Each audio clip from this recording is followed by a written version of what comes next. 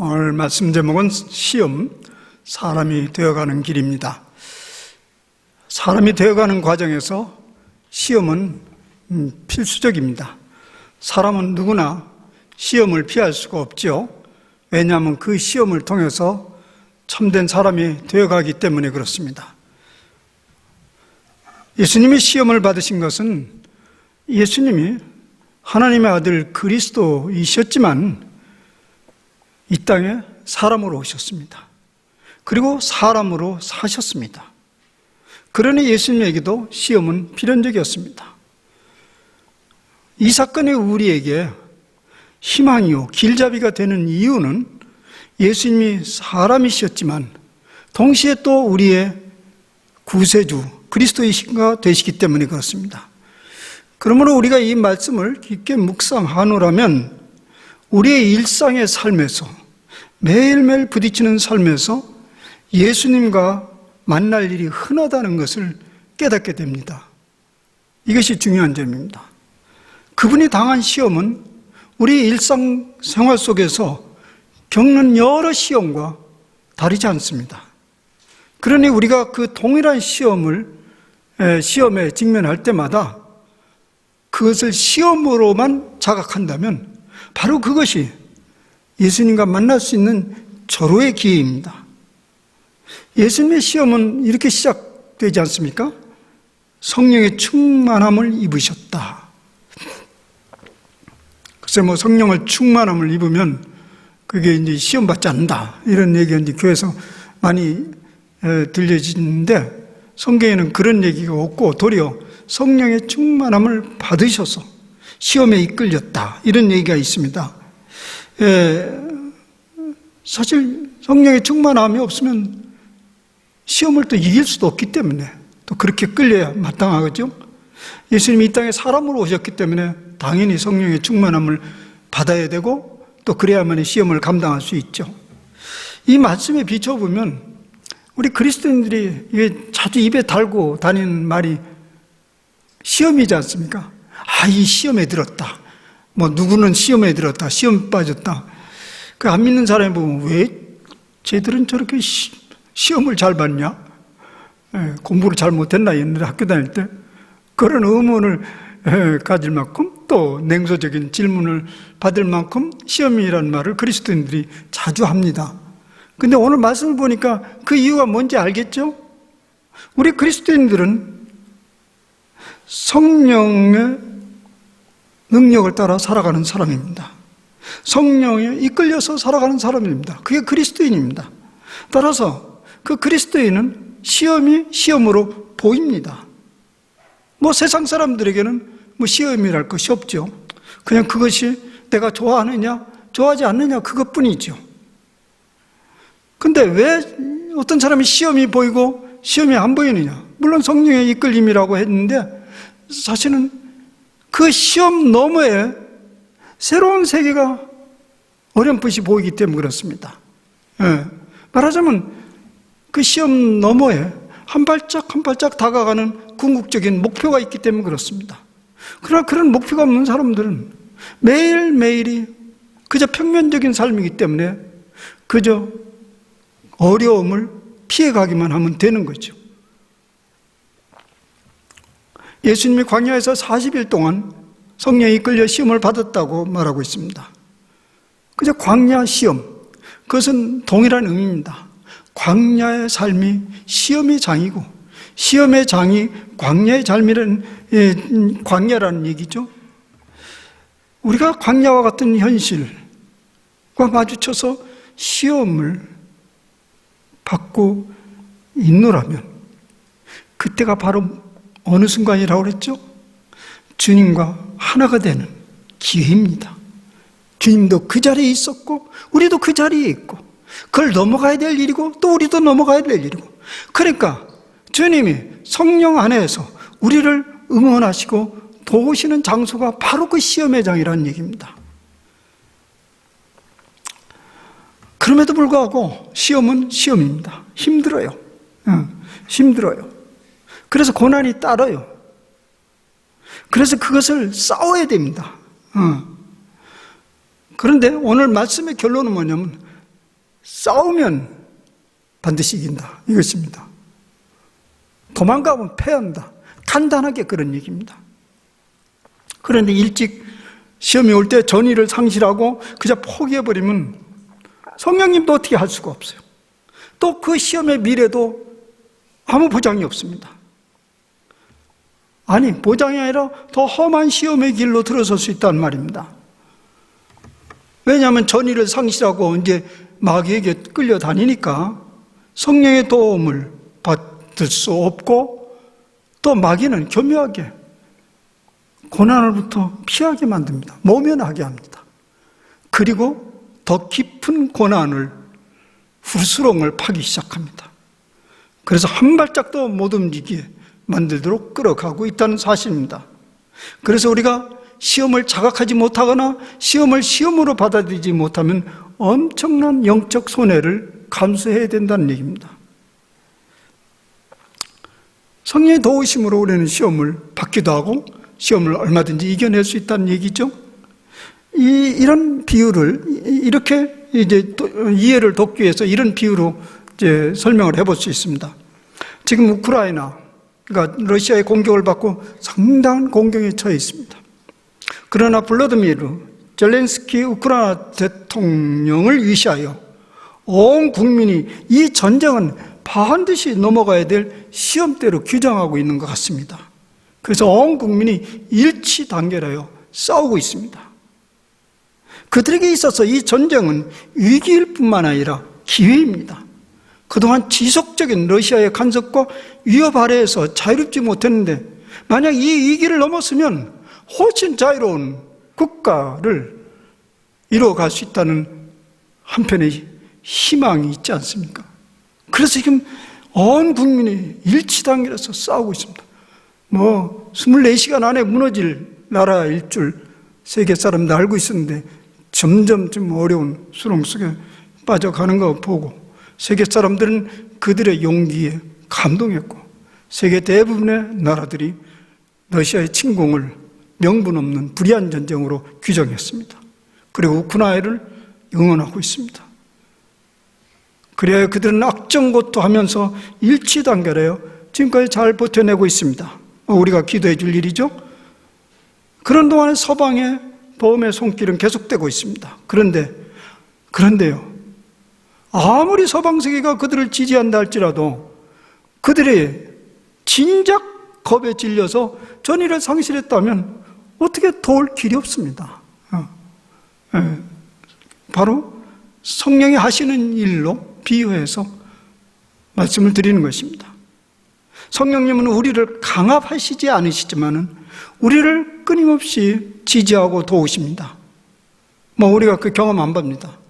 성령은 우리가 모르는 척하고 그럼 우리를 강압하지는 않아요. 그러나 그분의 도움을 의지하면 계속 그분의 도움을 받는 것을 우리는 경험합니다. 시험을 시험으로 받아들이고 영적 전투에 임한다면 반드시 이겨낼 수 있는 전투가 성령의 이끌림을 받는 시험입니다. 사실 오늘 예수님이 보여준 시험의 그 과정이 그러하잖아요. 그런데 이것은 예수님 고유의 것이라기보다는 우리 모두의 것이지요.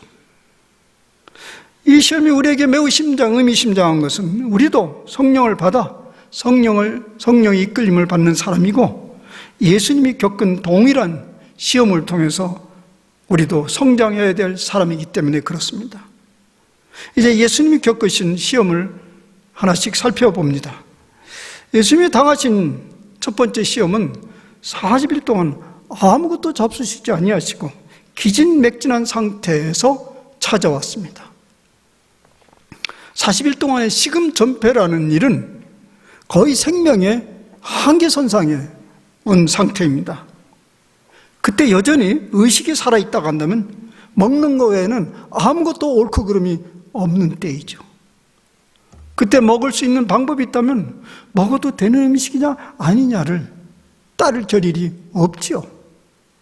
이렇게 절체절명의 굶주림 앞에서 마귀는 예수님께 먹을 방도를 제시합니다. 내가 하나님의 아들이거든 이 돌들에게 명하여 떡이 되게 하라.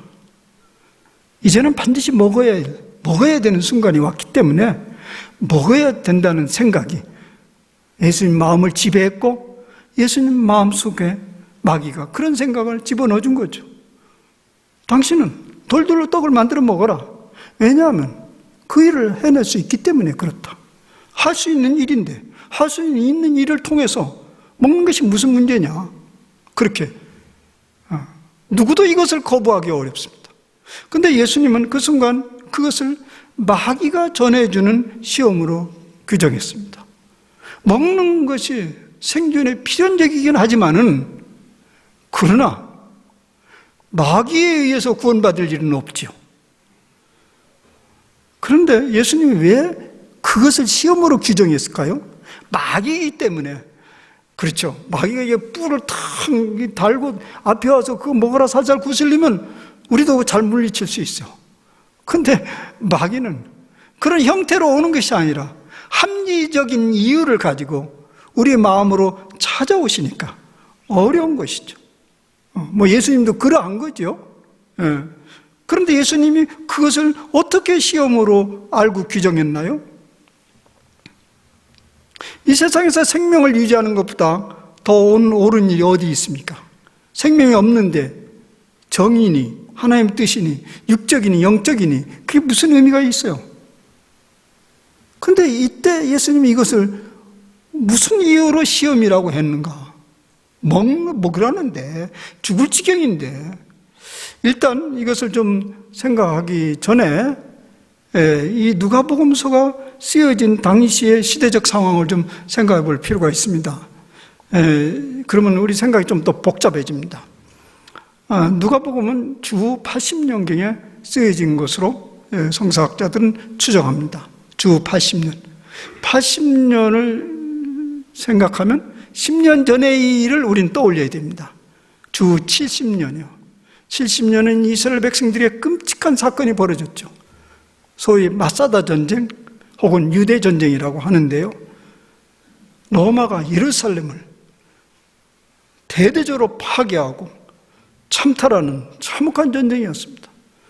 그래서 예루살렘을 다 무너뜨리고 성벽을 다 무너뜨리고 예수님이 예언한 대로요. 다 무너뜨리고, 그래서 백성들은 마지막까지로 항전하기 위해서 마사다라는 곳에 그 요새, 고원 요새로 이제 도망가서 3만 명이 거기서 장기전을 펼쳤어요. 아주 요새입니다. 3년을 버텼어. 그게 높은 고원이니까 밑에서 뭘 쏴도 이게 어려워요.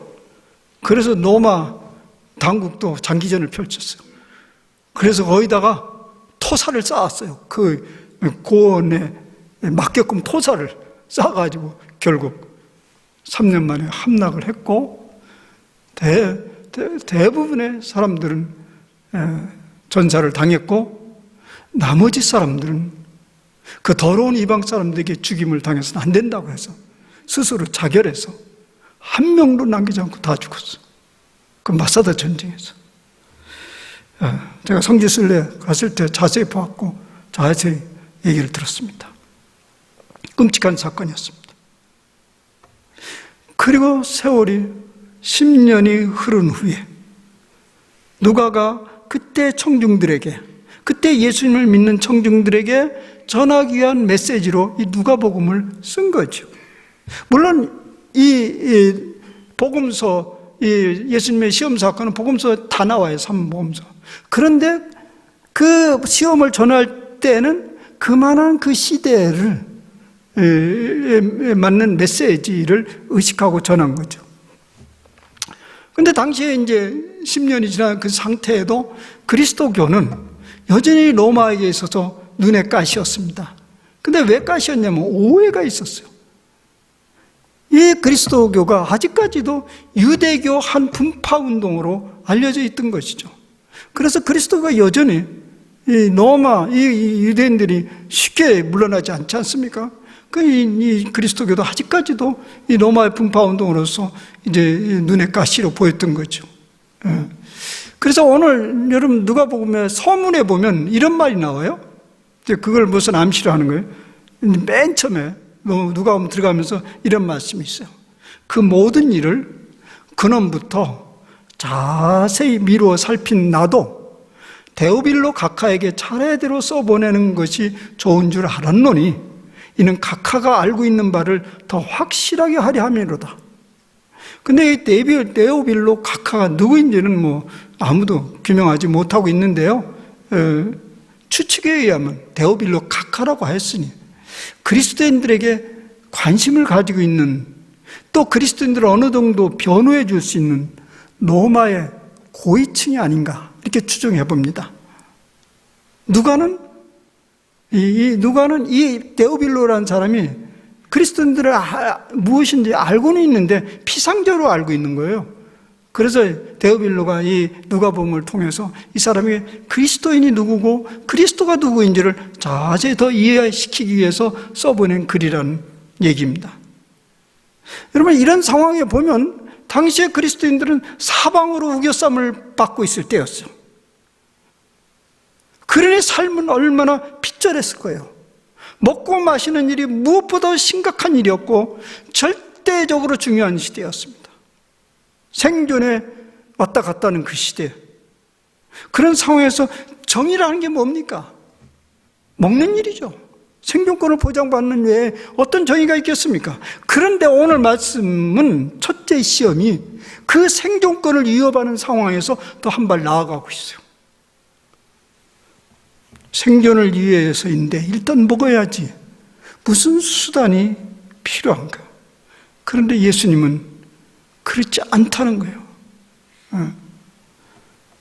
왜냐하면 사람이 떡으로만 살 것이 아니기 때문이다.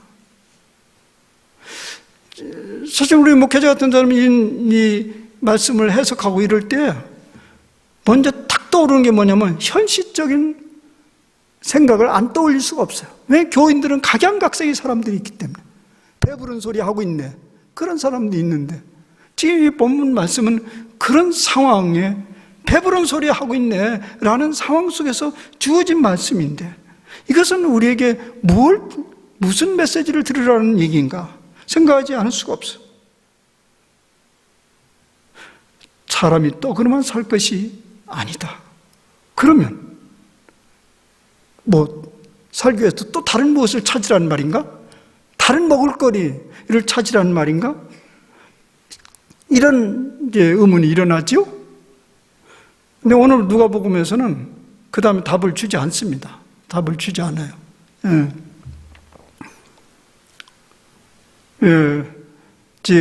답을 주지 않는 것이 원문이라고 보통 학자들은 얘기해요.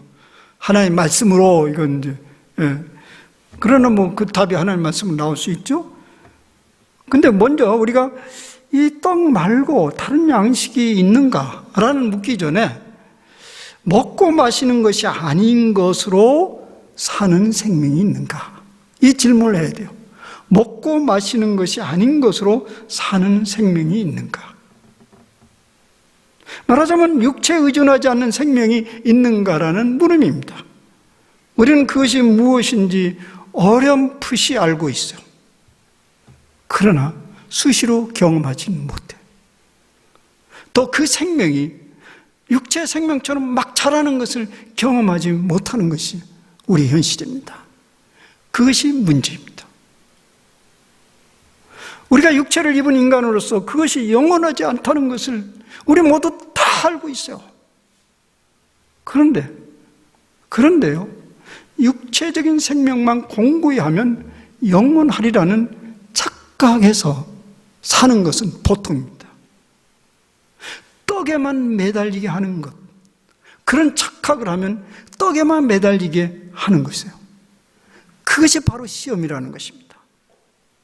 이 말은 결코 우리가 사는 이 땅에서 먹고 마시는 것을 소홀히 하거나 포기해도 좋다는 말은 아니죠. 그럴 수도 없고요. 그런데 그것이 전부요. 그것을 공고히 하면 할수록 육체적 삶이 영적인 삶으로부터 분리된다는 거예요. 그것을 공고히 일생을 바치는 동안은 참된 영적인 삶으로부터 그가 분리가 되면서 참 생명으로 나가는데 걸림돌이 된다는 얘기예요. 그게 바로 시험이에요. 참으로 나가는데 걸림돌이 되게 하는 것이 그게 바로 시험이라는 것이죠. 사람이 또 그러면 살 것이 아니라는 말은 너희들이 누리는 생명 말고 또 다른 생명이 있음을 기억하라는 말입니다. 사람이 또 그러면 살 것이 아니는 것은 너희들이 지금 또 그러면 누리고 있는 그 생명 말고 또 어떤 생명이 있음을 기억하라는 것입니다. 고생물학자이면서 신학자였고 예수의 신부였던 테아르데 샤르댕이라는 사람이 인간을 이렇게 정의했습니다. 썩 이렇게 감각이 와닿지 않을 거예요. 근데 이제 곰곰이 한번 생각을 해보죠. 나는 육을 체험하고 있는 영이다. 인간이라는 것은 육을 체험하고 있는 영이다. 이렇게 규정을 했어요. 이 말에 의하면 우리가 육체로 살아가고 있지만은 실제적으로는 인간이라는 건 영적인 존재라는 거예요. 따라서 우리의 생명, 그런데 우리의 생명이 전적으로 육체에 의존되어 있다고 믿는 것은 그것은 실제가 아니고 그 육체에 철저히 길들여진 우리의 의식 상태이기 때문에 그렇다는 얘기입니다. 그런데 실상은 나는 육을 체험하고 있는 영이다. 그렇다는 거예요. 그럼 뭐냐면 그 육체 너머에 실현될 생명이 있다는 것이에요. 우리가 믿는 믿음은 그 생명을 실현하기 위함입니다. 이런 의미로 사람이 또 그러면 살 것이 아니라고 예수님께서 말씀하신 것입니다. 그러면 무엇으로 살라는 말입니까? 누가복음은 언급하고 있지 않지만은 마태복음은 하나님의 입으로부터 나오는 모든 말씀으로 살 것이니라. 이 말씀은요, 신명기 8장에서 나온 말씀을 예수님이 인용한 거로 이제 이해할 수 있습니다. 그것이 신명기 8장에 보면 이런 얘기예요. 이스라엘 백성들이 광야 40년 동안 다니면서 하늘에서 내려주는 만나를 먹고 메추라기를 먹고 살았잖아요. 예. 근데 왜 그렇게 살아야 했죠? 그걸 묻는 거예요. 그 신명기서에서. 그 광야에서 뭐 농사를 지을 수 없으니까 뭐 다른 먹거리건 하늘에서 안 내리면 살 길이 있나? 맞아요. 참된 양식은 하늘에서부터 내리지 않으면 먹을 수 없다라는 것을 보여주기 위함으로써 그 장면을 얘기하면서 모세가 그렇게 얘기한 거죠. 바로 우리는 하나님의 입으로부터 나오는 것이 우리 양식이다. 우리가 매일 먹고 마시는 것은 육체적인 떡으로만 생각하지만은 사실은 그건 하늘로부터 내려오는 영의 양식이라는 사실, 그것을 자각할 때 사실 그것은 바로 예수님께서 말하고자 하는 떡으로만 먹는 양식이 아니라는 것이죠. 그러므로 하나님의 말씀으로 산다는 의미는 그 말씀으로 매일 먹는 떡을 대체하라는 말은 아닙니다. 먹는 걸로 대체하라는 말이 아니고 먹고 마시는 그것도 하나님의 것이기에 하나님의 방식대로 먹고 마시라는 말입니다. 돌로 떡을 만들어 먹는 것은 하늘 양식을 먹는 방식은 아닙니다. 하나님의 뜻대로 먹을 것도 구하고 먹고 마시고 그럴 때 비로소 그게 영의 양식이 된다는 얘기죠. 말하자면 먹고 마시는 동안 하늘의 뜻이 이 땅에서 이루어지게 될 때에 그것이 하늘의 양식입니다. 그래서 사도 바울은 내가 먹든지 마시든지 주의 영광을 위해 산다라는 것이 먹든지 마시든지 하늘의 뜻이 이 땅에 이루어지는 것을 이루는 것입니다. 그게 바로 뭐죠? 하늘의 뜻이 이 땅에서 이루어지는 것이 바로 판단 얘기하는 현재적 하나님 나라가 임하는 것을 말하는 것입니다. 여러분, 우리가 현재적 하나님 나라를 맛보는 가장 빈번하고 좋은 기회가 언제입니까? 먹고 마시는 거 아니에요. 좋잖아요, 그거요. 그 먹고 마심 속에서 충만한 만족함과 감사와 기쁨이 있고 서로 사랑의 교류가 왕성하게 일어나는 코에노니아 공동체 그 삶이 바로 하늘의 양식을 먹는 거죠. 그래서 좀 슬픈 건 뭐냐면 혼밥 시대 슬픈 거예요. 아무도 같이 교류할 사람이 없어요. 그때 교류를 안 하면 누구랑 하냐고. 그래서 저는 혼자 밥 먹는 걸 아주 싫어해요. 혼자. 학교에서도 혼자 밥 먹을 딱 하면 찾아다녀. 내가 돈 낼 테니 같이 가자. 찾아다녀. 왜냐하면 나는 그곳에서 하나님 나라를 맛보고 싶어요. 우리가 매일 먹고 마시는 것이 우리의 피눈물 나는 투쟁의 결과가 아닙니다. 그렇게 피눈물 난, 그래서 피와 돈을 섞는 그런 일이 벌어서는 안 되죠. 우리가 이 땅에서 살아가는 것, 생업을 한다는 것 쉽지 않지만 그것을 생각을 전환시키라고. 그래도 하나님이 거기에 함께 하시고 선물로 내려준 것입니다. 만납니다. 그렇지 않으면 예수님 말씀대로 피눈물 난 결과라고 생각하면 썩어질 양식이요. 또다시 피눈물을 흘려야 될지 몰라요. 내가 이걸 위해서 이렇게 피눈물을 흘렸느냐? 그걸 얘기하는 거죠. 그러므로 먹고 마시는 양식을 구하는 과정 속에서 오죽했으면 예수님이 이런 기도를 하라고 그랬어요. 우리에게 일용할 양식을 주시고 우리를 시험에 빠지지 않게 하시고 악에서 구하소서. 우리가 일용할 양식을 먹는 동안에 시험에 빠질 수 있어요. 빠지면 그 먹음을 위해서 악에 빠져요. 그러면 영의 양식은커녕 육의 양식도 만족하게 먹지 못하는 거죠. 이제 두 번째, 세 번째 시험이 이어지는데요. 그 시험도 첫 번째와 같은 맥락의 이야기입니다. 이 시험은 두 번째, 세 번째 보면 우리 자신을 어떻게 받아들이냐에 대한 도전이요. 내가 도대체 누구냐? 이것을 얘기하는 거죠. 마귀가 예수님을 데리고 천하만국을 다 바라보는 곳에 갑니다. 그리고 말합니다. 이 모든 것을 내게 넘겨줄 권한이 내게 있다. 그러니까 잠깐 머리만 조아려라. 다 내 것이 된다. 보이는 이 모든 것을 다 줄 테니 나에게 머리를 조아리라. 잠시만 비겁해져라. 그럼 이 모든 것이 너의 것이다.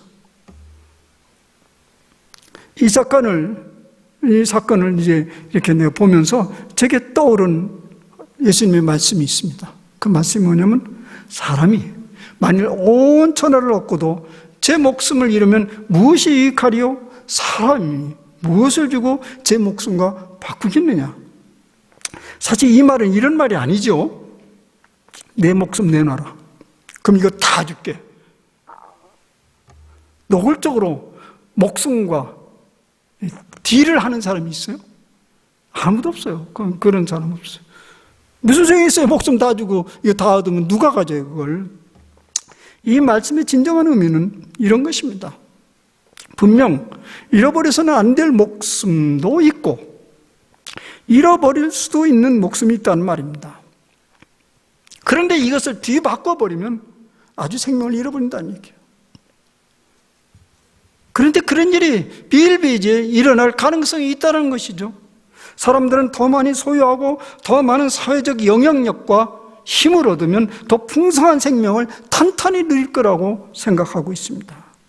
그래서 잠시 양심을 내려놓고 심지어는 신앙도 내려놓습니다. 유체적 생명의 전부로 믿기 때문에 그렇습니다. 예수님은 그러한 짓을 마귀의 짓이라고 규정하고 있습니다.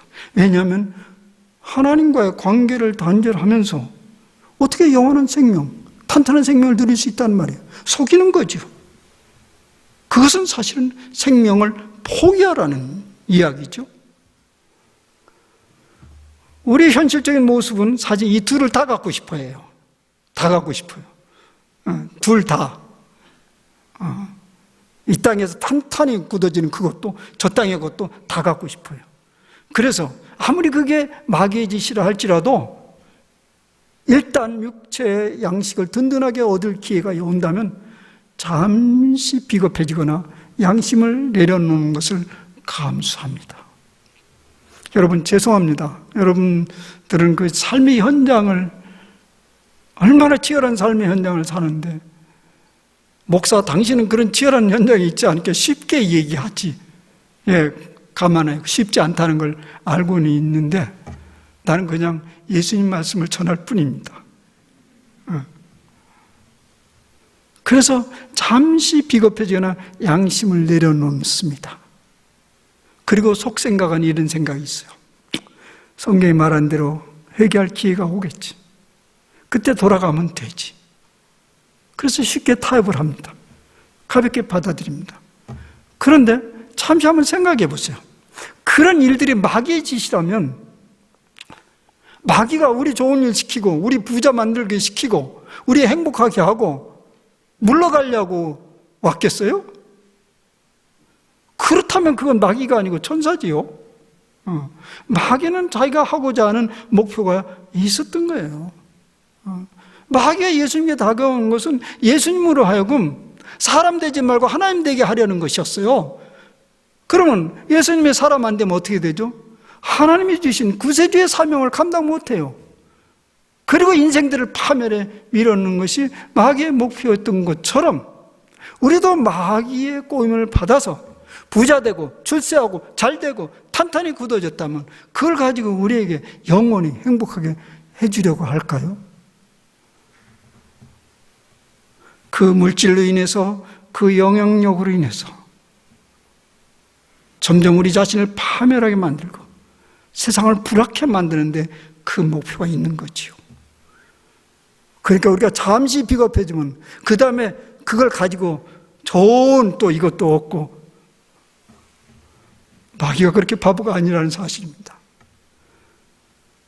잠시 지나가는 생각으로 한번 이제 다시 러시아 얘기가 떠오르네요. 푸틴 대통령 생각해보죠. 이 푸틴 대통령이 하는 일들을 보면요, 그냥 제 머릿속으로 이 마귀와 손을 잡았구나 이런 생각이 드는데 왜 그러냐면 이 푸틴 생각은 겉으로는 아주 근사합니다. 평화 공존을 이루기 위해서 그런 거예요.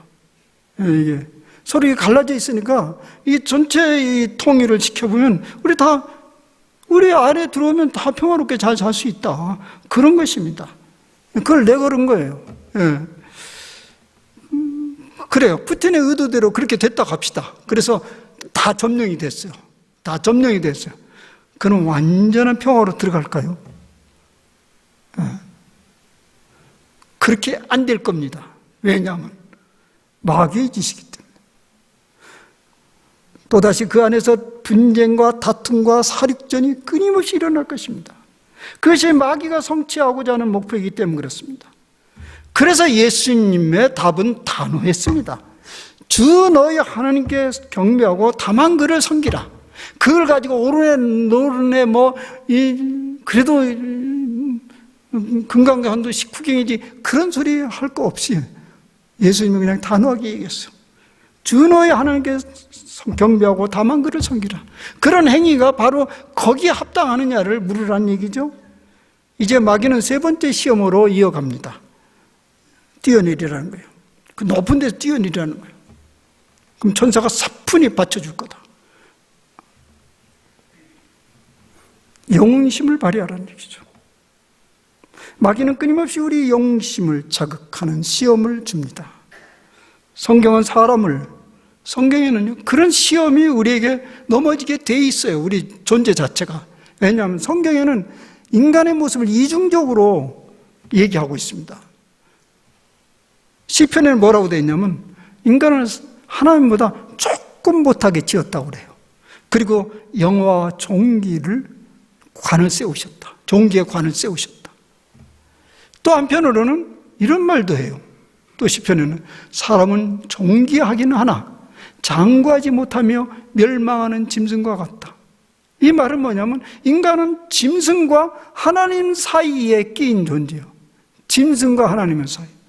따라서 방향을 자칫 잘못 하면 잘못 잡으면 거의 짐승 수준으로 떨어져요. 우리 다 경험하는 바예요. 또 한편으로는 자신이 하나님처럼 행세하기도 해요. 이 둘 다 방향을 잘못 잡은 거죠.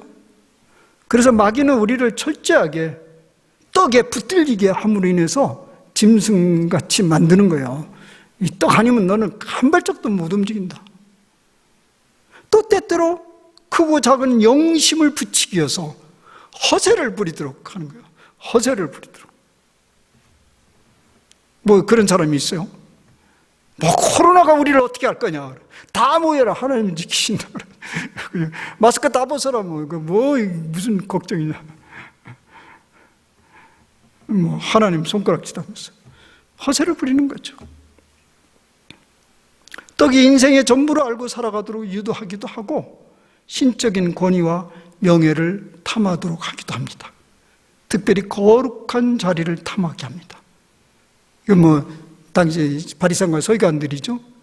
고상한 욕심이긴 하지만 인간은 그러한 존재가 되지 못하기 때문에 머지않아 위선자로 떨어지게 만듭니다. 주로 타락한 종교인들의 모습이 그렇습니다. 이에 대하여 예수님의 답은 간단합니다. 주 너희 하나님을 시험하지 말라. 여러분들 우리 속에서 인간 이상의 어떤 영적인 어떤 것을 기대하면서 그렇게 행동하려 할 때 주 너희 하나님을 시험하지 말라. 기억하라는 얘기죠. 사랑하는 여러분, 예수님의 광야 시험의 결론은 이렇습니다. 우리는 육을 지닌 영적인 존재이기에 우리가 겪는 각가지 시험을 통해서 완전한 영적 인간으로 성장해야 합니다. 바로 그것이 예수님이 겪었던 그 시험을 통해서 일어나는 일입니다. 우리는 매 순간 그런 일들을 벌어지는데 그걸 통해서 우리는 완전한 영적 인간으로 자라가고 있는 것이죠. 그럼 점점 육적에 의존하는 거기에 전전 근거하는 거기서부터 자신감이 붙게 되겠죠. 그게 구원의 능력이죠. 여러분, 시험을 알아차리고 그 시험을 기회로 삼아 더 참된 생명의 삶을 성취해가고 누리는 그런 남은 생애가 되시기를 바랍니다. 기도합시다. 자비하신 주여, 우린 사람입니다. 때로 짐승과 같습니다. 그런 또 하나님의 존귀함을 덧입은 존재들입니다. 그러니 매우 모호한 인간들이기에 마귀는 이 모호함을 끊임없이 흔들어대고 시험에 빠뜨리게 합니다. 주님, 우리가 늘 기억하게 하옵소서. 말씀으로 돌아가고 우리 주 예수님을 바라보면서 참 인간의 길이 무엇인지를 늘 성찰하고 깨우쳐 나가는 저희들 되게 하옵소서. 그래서 시험을 시험으로 규정하고 그 시험을 뛰어넘어서 참된 생명을 이루어가는 저희들의 삶이 되게 하옵시고 그것이 우리 삶의 목표가 되게 하여 주시옵소서. 예수님의 이름으로 기도하옵나이다. 아멘.